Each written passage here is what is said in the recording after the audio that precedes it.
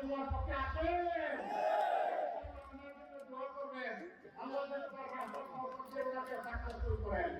বাংলাদেশ জামাত ইসলামের আমরা মহেশখালী থেকে শুরু করে এখানে এসে ঠেকেছি। দুটি কথা বলে ইনশাআল্লাহ আপনাদের উপরে কিছু আমানত রেখে এখান থেকে আমি আপাতত আজকের মতো বিদায় নিতে চাই। এই বাংলাদেশ আমাদের প্রিয় জন্মভূমি। এই জন্মভূমির প্রতি ইঞ্চি মাটির পাহারাদারি করা আমাদের দায়িত্ব। এর আধা ইঞ্চি মাটিও ইনশাআল্লাহ আমরা কাউকে দেব না। জুলাই যোদ্ধারা বলেছিল জীবন দিব, জুলাই দিব না। আমরা তাদের সাথে সুর মিলিয়ে বলতেছি জীবন দিব, মাটি দেব না। কোনো আধিপত্যবাদ আর বাংলাদেশে মানা হবে না। বাংলাদেশ স্বাধীন দেশ হিসাবে মাথা উঁচু করে দাঁড়াবে ইনশাআল্লাহ। আমাদের যুব সমাজ তারা প্রমাণ করেছে দেশের যে কোনো মর্যাদা রক্ষার জন্য বুক চিতিয়ে লড়াই করতে তারা সর্বদা প্রস্তুত। চট্টগ্রাম মহানগরী শুধুমাত্র বন্দর নগরী নয়, শুধুমাত্র বাণিজ্যিক রাজধানী নয়, এটি এক সুদীর্ঘ সংগ্রামী ইতিহাস আর প্রতিরোধের রাজধানী। বাংলাদেশে ৭১ সালে স্বাধীনতার ঘোষণা এখান থেকেই হয়েছিল। আপনাদেরই এক গর্বিত সন্তান সবার আগে চিৎকার দিয়ে বলেছিলেন উই রিবন। তিনি হচ্ছেন এলডিপির সম্মানিত সভাপতি ডক্টর কর্নেল অলি আহমদ মীর বিক্রম। জিয়াউর রহমান সাহেবকে হাতে ধরে সামনে এগিয়ে নিয়ে গিয়েছিলেন। চট্টলাবাসী আপনাদেরকে স্যালুট। এই গর্বিত ইতিহাসে আপনারাই সূচনা করেছিলেন। কেন তিনি আজকে আক্ষেপ করে বলেন আমি লড়াই করেছি রণাঙ্গনে, আমি জাতীয়তাবাদী দল গঠনে আমি ছিলাম দ্বিতীয় ব্যক্তি জিয়াউর রহমান সাহেবের পরে। তিনি এখন বলেন আমি এখন বিএনপিতে নাই, আমি থাকতে পারি না, কারণ এটি জিয়াউর রহমান সাহেবের বিএনপি নয়। তিনি বলেন এটি বেগম জিয়ারও বিএনপি নয়। তিনি আরেকটি কথা বলেন, সেটা আমি বলতে চাই না, তার মুখ থেকে আপনারা শুনে নেবেন। সম্মানিত ভাইরা, আমরা তো সকলেই মুসলিম ছিলাম টানা 15 বছর, আমরা আর একটু বেশি। আমাদের উপর তাণ্ডব শুরু হয়েছিল 2006 সালের 28 অক্টোবর। লোকে ওইটার তাণ্ডব চালিয়ে 0 পয়েন্টে প্রকাশ্য দিবালোকে আমাদের 6 জন ভাইকে খুন করা হয়েছিল। খুনের রাজনীতির এখানেই সূচনা। পিছনের দরজা দিয়ে এসে আওয়ামী লীগ তারপরে যা করেছে তার সাক্ষী বাংলাদেশের 18 কোটি মানুষ। তারা তাদের পাওনায় এক অংশ পেয়ে গেছে। এখন বাংলাদেশ মুক্ত হয়েছে। আপনারা কি চান যে বাংলাদেশ পুরোপুরি মুক্তি পাক? আপনারা কি চান যে এটা একটা স্বাধীন সার্বভৌম দেশ হিসাবে মর্যাদার সাথে মাথা উঁচু করে দাঁড়াক? যদি তাই চান তাহলে ফেসিবাদী খাসলতের যারা এদেরকে চিরতরে লাল কার্ড দেখাতে হবে। আফসোস,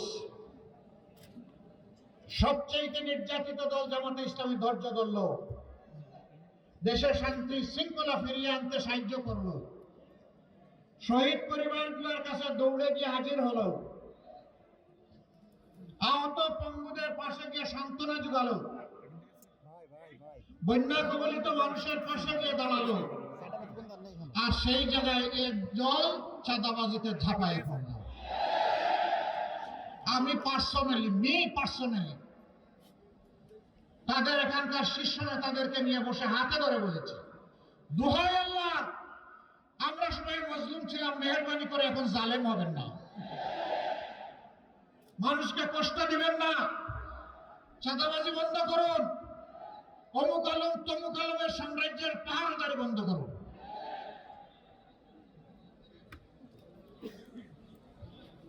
এখানে ওখানে বিভিন্ন জায়গার দখলদারি শুরু হয়ে গেল। এই দখলদারি করতে গিয়ে নিজেদের 234 জন মানুষকে নিজেরাই মেরে ফেলল। এরা বাংলাদেশকে কি দিবে? ওই 28 সালে 6 সালের 28 অক্টোবর যে বার্তা দিয়েছিল আওয়ামী লীগ ক্ষমতায় আসার আগে, আজকে একই বার্তা দিচ্ছে এই দলটি।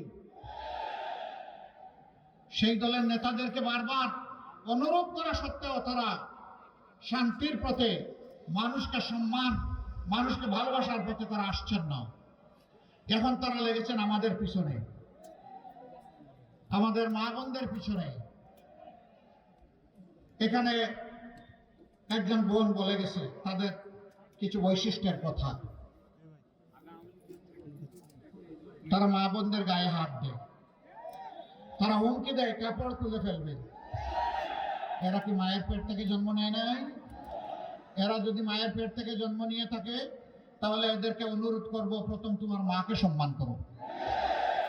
তুমি যদি তোমার মাকে সম্মান করতে জানো তাহলে গোটা বাংলাদেশ এবং বিশ্বের সমস্ত মাকে তুমি সম্মান করতে পারবা।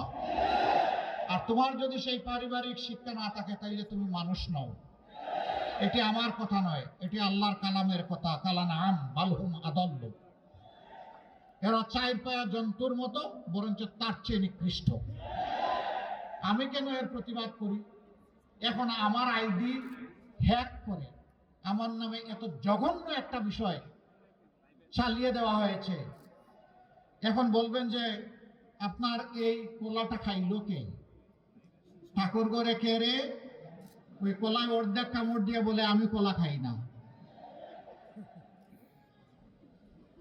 হ্যাক করেছে হ্যাকার, তাও আলহামদুলিল্লাহ ইতিমধ্যে আবিষ্কার হয়ে গেছে কারা করেছে। এখন ওদের পিছনে কোন কালো হাত আছে সেটাও আমরা আবিষ্কার করবো ইনশাআল্লাহ।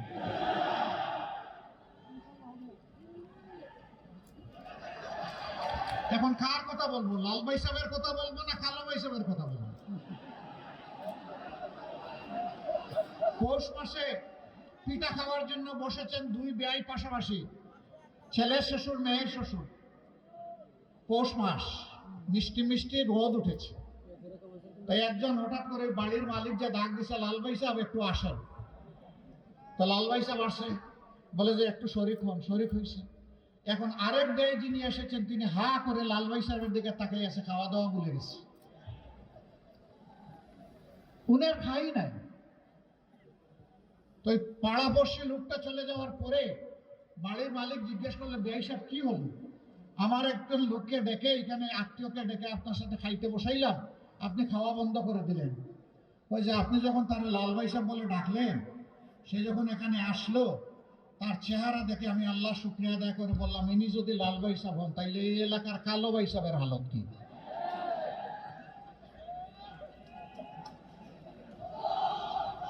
এখন কিছু লোক তারা এখন নিজেকে লাল ভাই সাহেব হিসেবে উপস্থাপন করতে চায়। আমি মাফ করবেন, আমি মানুষের গায়ের রং নিয়ে কথা বলছি না, আমি খাসলত নিয়ে কথা বলছি। এই 2 দিন আগেও গাজীপুরে একজন ফ্যাশন ডিজাইনারকে চাঁদা চাইতে গেছিল, চাঁদা দেয় নাই, মেরে ফেলছে। এরা আবার বড় গলায় কথা বলে। এরা যখন একসময় ক্ষমতায় ছিল, ঢাকা বিশ্ববিদ্যালয়ে, আমি হলের নাম নেব না, ওগুলো সব আমাদের কলিজার টুকরা মেয়ে, সেখানে ঢুকে ওরা কি করেছিল আপনারা সবাই জানেন, এখনো কি করে সব জানেন। আর আমার নামে চালায় দিছে, অসুবিধা নাই। আল্লাহ রসুল সাল্লাল্লাহু আলাইহি সাল্লাম বলেছেন, কেউ যদি কারো নামে বানাওয়াট কোনো মিথ্যাচার করে, কোনো অপবাদ দেয়, আল্লাহ তার মাথার উপরে লানত হিসাবে এটাকে ফেরত দেবেন। মহান আল্লাহ সাক্ষী, এই ধরনের নোংরা কথা তো দূরের কথা, এই ধরনের নোংরা চিন্তা আমরা জীবনেও করি নাই। আমাদের মা বাপ এই শিক্ষা আমাদেরকে দেন নাই। এখন বলবেন, এখন হয়তো আপনারা বলবেন যে মাঘ মাসে মাথা এত গরম হইল কেন? এটা তো চৈত্র মাসে গরম হওয়ার কথা। মাঘ মাসে গরম হয়েছে কি কারণে জানেন? জুলাই যোদ্ধাদেরকে যারা তুচ্ছ তাচ্ছিল্য করেছিল, জুলাইকে যারা স্বীকৃতি দেয়নি, সেই তরুণ সমাজ ইতিমধ্যে জাতিকে একটা বার্তা দিয়েছে।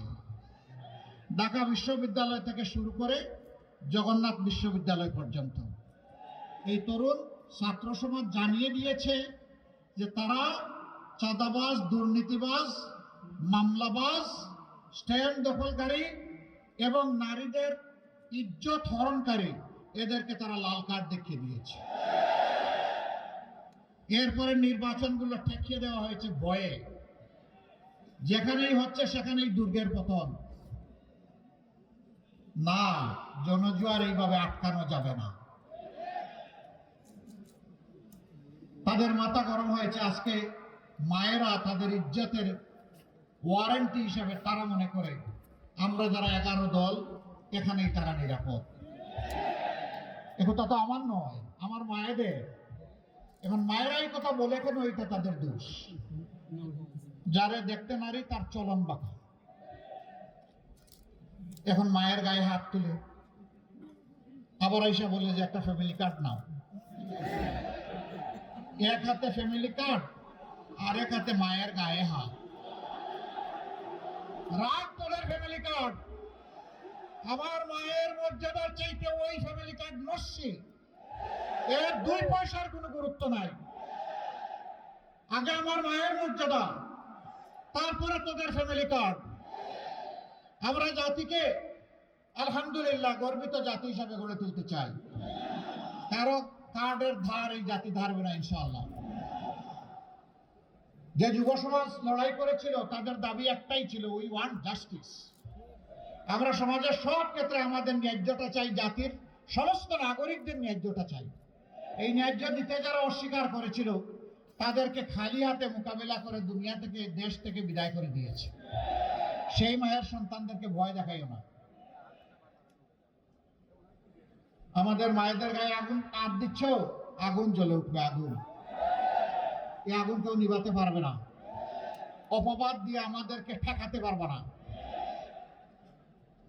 ভয় ভীতি দেখে আমাদের গতি স্তব্ধ করতে পারবে না।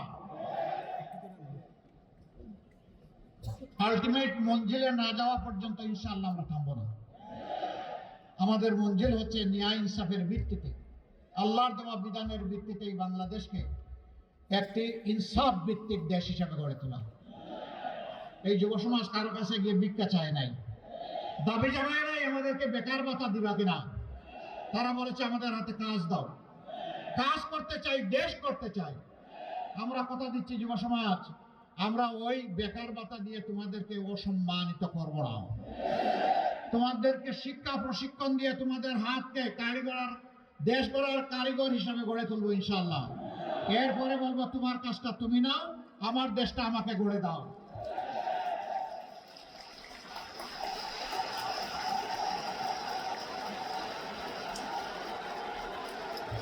আমরা বাংলাদেশ নামের একটা উড়োজাহাজের ককপিটে ক্যাপ্টেন হিসাবে যুব সমাজকে বসিয়ে দিতে চাই। সেই উড়োজাহাজের প্যাসেঞ্জার সিটে আমরা বসে থাকতে চাই। এরা এই উড়োজাহাজ চালিয়ে জাতিকে সামনের দিকে নিয়ে যাবে। অতীতের কাসুন্দ টেনে এই জাতিকে আর বিভক্ত করতে দেওয়া হবে না ইনশাআল্লাহ। ধর্মে বর্ণে কোনো ভেদাভেদ আমরা আর চাই না। সকল ধর্মের মানুষ মিলে এই দেশকে আমরা ফুলের বাগান হিসাবে সাজাতে চাই। সকলের জন্য আমরা নিরাপত্তা নিশ্চিত করতে চাই। বিশেষ করে মা বোনদের জন্য তাদের গৃহে, চলাচলে এবং কর্মস্থলে ইনশাআল্লাহ আমরা আমাদের সকল শক্তি দিয়ে নিরাপত্তা নিশ্চিত করব। মায়ের মর্যাদায় মাথার উপরে তাদেরকে তুলে রাখবো ইনশাআল্লাহ। মায়ের মর্যাদা দিব না, জান দিতে প্রস্তুত থাকবো। প্রিয় দেশবাসী,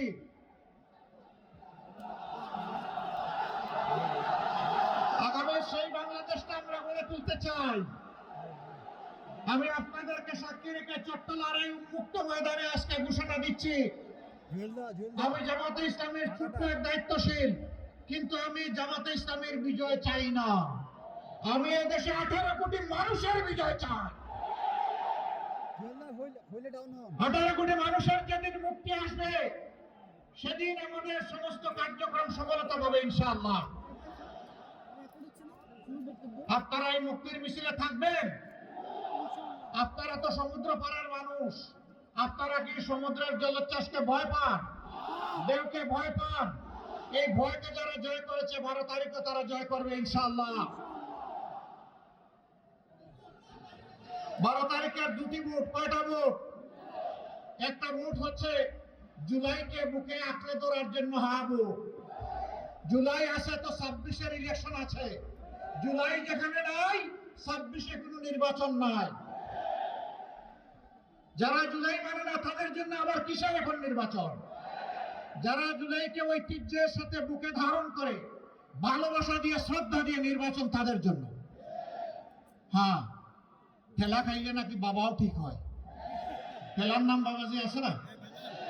প্রথমে না আমরা মানি না, না ভোট। এখন দেখছে সারা দেশ ঐক্যজোট। হ্যাঁ, কিসের পক্ষে? হার পক্ষে।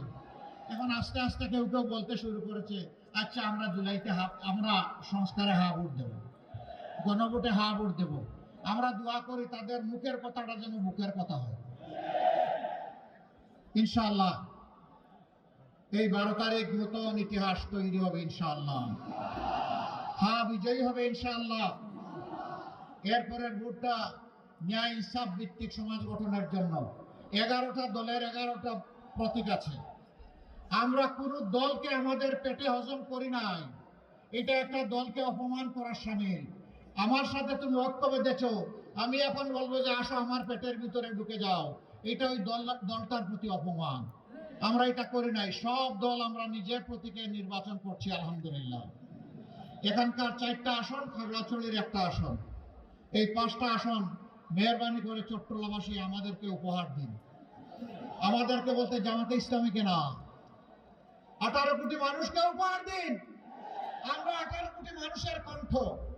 আমরা পুত্রহারা মায়ের কণ্ঠ, পুত্রহারা বাবার কণ্ঠ, স্বামীহারা স্ত্রীর কণ্ঠ, বাবাহারা এতিম সন্তানের কণ্ঠ, আয়না করে বন্দী হওয়া লোকগুলার কণ্ঠ, হারিয়েছেন সেই মাদের কণ্ঠ আমরা। আমাদেরকে মেহরবানি করে আপনাদের ভোটগুলা দিন। আমরা কথা দিচ্ছি ইনশাআল্লাহ তাআলা আযীম আমাদের উপর আস্থার প্রতিদান আমাদের সমস্ত শক্তি দিয়ে আমরা দেব ইনশাআল্লাহ। চট্টলাবাসী, এখানে অনেক ব্যাপার আছে। এটাকে গর্বের চট্টলা হিসাবে গড়ে তোলার প্রয়োজন আছে। অনেকে আক্ষেপ করে বলেছেন নামে বাণিজ্য রাজধানী, কিন্তু কাজে এটা অন্য কিছু ফকফকা। কিছু মানুষ যুগ যুগ ধরে এই বন্দরকে বিক্রি করে কপাল বানিয়েছে। আগামীতে এই সুযোগ আর দেওয়া হবে না ইনশাআল্লাহ। জনগণের বন্দর জনগণের হবে ইনশাআল্লাহ। প্রিয় ভাইরা, আপনারা এই প্রতীকগুলোর পক্ষে থাকবেন। আমার একটা অনুরোধ, যেখানে যে প্রতীক আমরা যার হাতে তুলে দেব তার পক্ষেই জাপায় পড়বেন ইনশাআল্লাহ। আমরা সবাই মিলে এখন থেকে মনে করবেন একটা মাত্র দল। প্রতীক যেটাই হোক, দল আমাদের একটা মনে করেই আমাদেরকে লড়তে হবে ইনশাআল্লাহ। এই লড়াইয়ে আমার বিজয় হবে ইনশাআল্লাহ তাআলা। আমরাই বিজয়ী হব, 18 কোটি মানুষের বিজয় হবে ইনশাআল্লাহ। এবার আমি প্রথমেই চট্টগ্রাম 9 আসন, এই 9 আসনে একজন বিজ্ঞ চিকিৎসক, প্রবীণ রাজনীতিবিদ ডাক্তার A.K.M. ফজলুল হককে সামনে আসার জন্য অনুরোধ করব। এখানে শক্ত করে ধরে, এই জায়গা খুব শক্ত করে, জাতির বার নিতে হবে, খুব শক্ত করে, একেবারে। ইনসাফের প্রতীক দাঁড়িপাল্লা। কোন সে প্রতীক?